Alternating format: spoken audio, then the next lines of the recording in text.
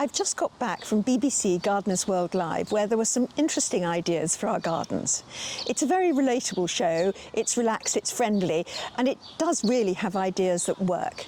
It's Alexandra here from the Middlesized Garden YouTube channel and blog, and here are the 5 ideas I think we might want to try. The first thing is Shu-sugi-ban, Japanese burnt wood, and burnt wood was a standout theme this year. It's a Japanese term called Shu-sugi-ban, which actually literally means burnt planks, and I have to say I find it easier to say burnt wood. And I can't help wondering if subconsciously we're all responding to the wildfires making headlines across the world. But here, burnt wood is used creatively and beautifully. Garden structures, ornaments, seating, and even sculpture. In Nick Bailey's Make a Meter Matter garden, there's a burnt wood pergola inspired by a burnt-out barn he passes on his way to work. There's also a clever frame made from the same charred wood, designed to support netting over brassicas.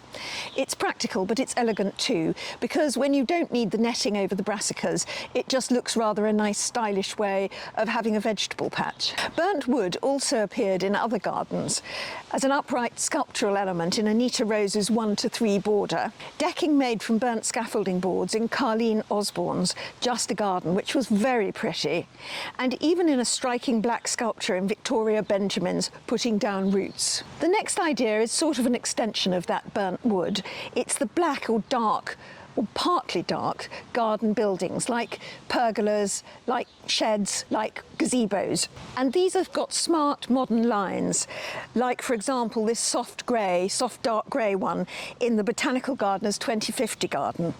This garden was imagining a future where water would be scarce, so in fact the fountain is full of succulent plants. The Midlands Air Ambulance garden had a room with a mix of dark and natural cladding, and it was striking and it was stylish.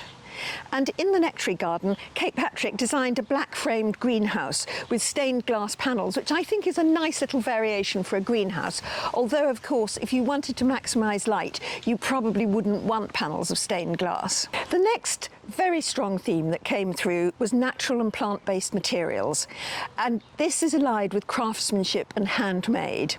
You could see wood and wicker and hessian and willow everywhere. For example, in Nick Bailey's Make a Meter Matter garden, even the anti-insect mesh was made from sweet corn. The furniture was made from wicker, and the gazebo was made from willow and hessian. Other gardens leaned into this look as well. The Vihara Meditation Garden by Sarah Coe used beautifully weathered wood and stone, and all these materials were reclaimed or handmade. Carleen Osborne's garden was made entirely by her and her husband. The screening they made from roofing battens. They made a homemade but very contemporary looking chair and table, and they burnt the scaffolding boards for the decking dark themselves. So that is a big theme for today's gardens: rustic, reclaimed and real. Water features and ponds were bigger than I've seen really in any show gardens recently.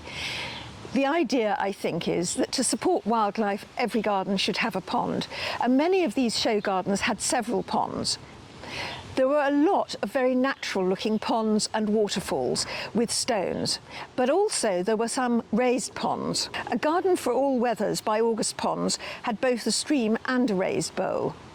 And the QVC garden by Kitty Kovacs featured a waterfall and pond combination, and that had also a lovely ball sculpture at the end, which was also a water feature. The natural rock pond is really popular at the moment, as seen here in Where There's Water There's Life by Rachel Bailey, showing decking over a natural style rocky stream. And even small ponds make a difference.